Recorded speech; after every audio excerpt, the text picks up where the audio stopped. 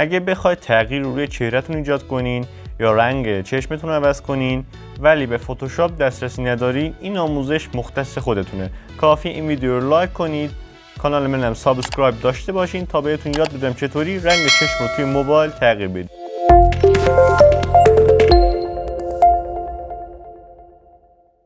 کافی وارد برنامه پیکسارت بشیم و اینجا عکسی که میخوایم ما انتخاب کنیم. حالا از قسمت ریتاش و قسمت آی کالر میتونیم که رنگ چشما رو تغییر بدیم. اینجا گزینه‌های متفاوتی در اختیار ما قرار میده که منم دونه دونه آن رو توضیح میدم. اول از همه این سطر پایین یه سری موارد از قبل آماده شده رو در اختیار ما میذاره که اگه خواستیم میتونیم از اونها استفاده کنیم. این سطر دوم میتونیم رنگ چشم رو خودمون تغییر بدیم. مثلا من اون رو روی آبی میذارم.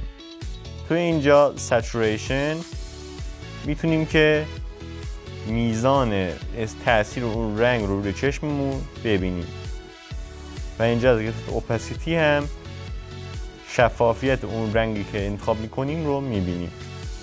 در آخر بعد اینکه رنگمون رو انتخاب کردیم کافی این تیکو بزنیم و میبینیم که رنگ چهره تغییر پیدا کرد. امیدوارم که از این آموزش خوشتون اومده باشه.